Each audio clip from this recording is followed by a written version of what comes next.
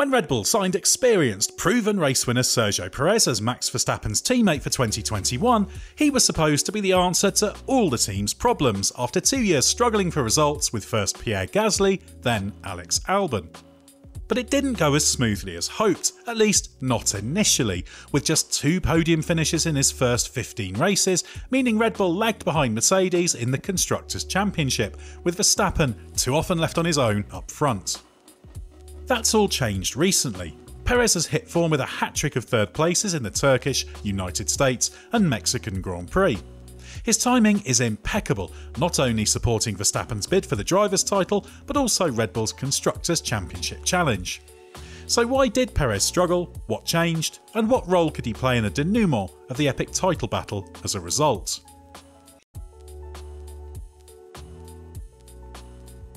Perez joined Red Bull for 2021 with 10 seasons in F1 under his belt, during which he regularly picked up against the odds podiums and even took his breakthrough win in the 2020 Sakir Grand Prix.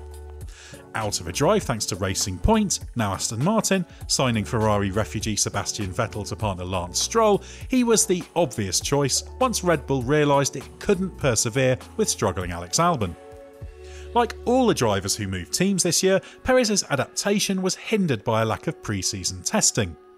Aside from his day and a half in the Red Bull RB16B during the Bahrain test, Perez's only other chance to drive the car was during a pre-season day of running at Silverstone, during which he split the 100 km with Verstappen.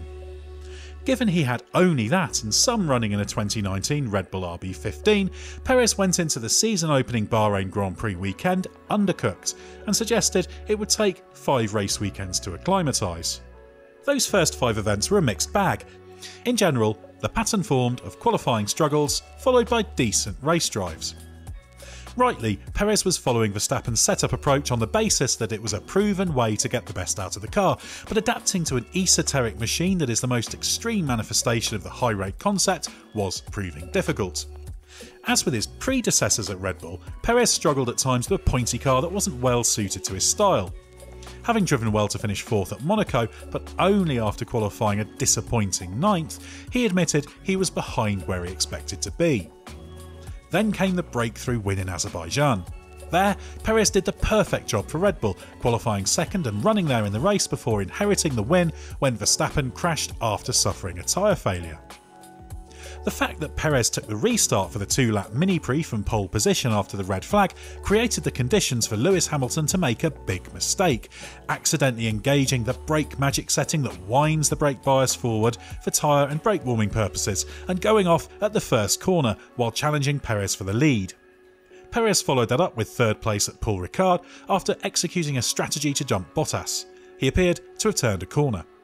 But he had 2 difficult weekends at the Red Bull Ring where Verstappen dominated both races.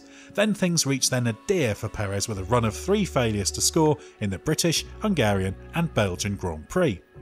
Although being eliminated in the start crash triggered by Bottas in Hungary was not his fault, Perez went off in the Silverstone sprint race and crashed on a reconnaissance lap at Spa. After his first 12 weekends with Red Bull, his record was patchy. During that run, despite an average qualifying deficit of 0.495% to Verstappen, which is slightly better than the 0.567% achieved by Gasly, and similar to Albon, who was 0.494% off in 2020, he was also given a new deal for next year, and soon the turnaround came. Things are about to get dramatically better for Checo, but before we get onto his turnaround, thank you for watching this latest video from the race. Your support allows us to do what we do, and can be expressed simply by watching and liking our videos, which we really do appreciate. So if you like what you see, and are looking forward to finding out what we've got in the pipeline, please do hit the subscribe button because it really does help. And if you want to be informed the moment there's something new to watch, strike the notifications bell. And now, back to Sergio Perez.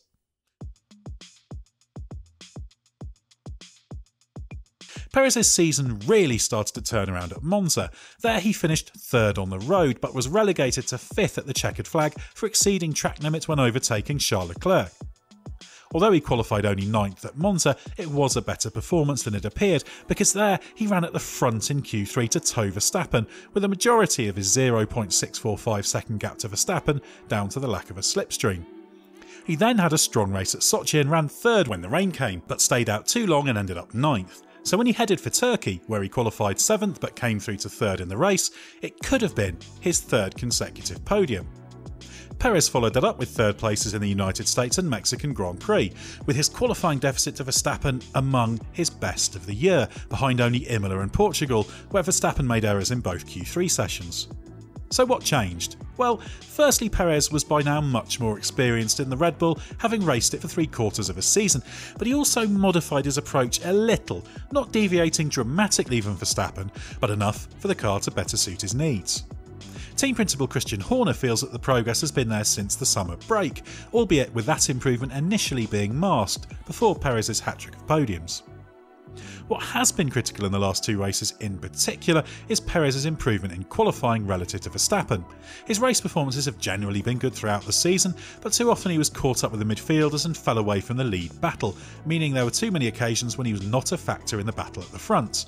But by being closer to Verstappen on Saturdays, he therefore has stronger races. In the United States Grand Prix, he did fall away from Verstappen and Hamilton in the second half of the race, but this was the consequence of a drinks bottle failure on top of battling illness all weekend. But in Mexico, he pressured Hamilton throughout the race, even though he could never quite mount a serious challenge for second.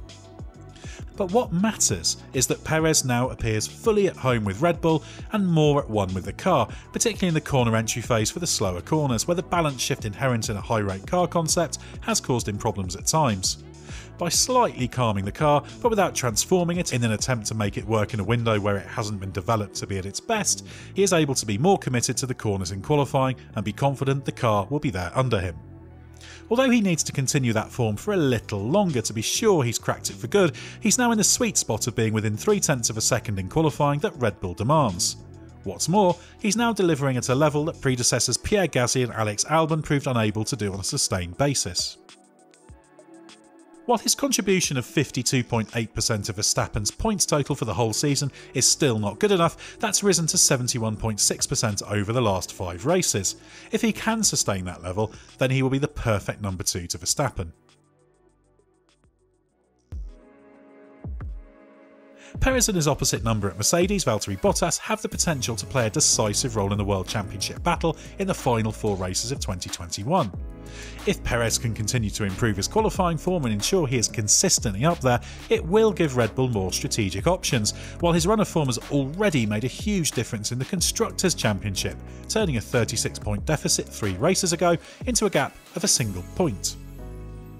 With Bottas also on a good run of form since the Italian Grand Prix, after his Formula 1 future with Alfa Romeo was finalised, the battle between the second drivers could be every bit as important as the one between Verstappen and Hamilton in deciding the destiny of the World Championship.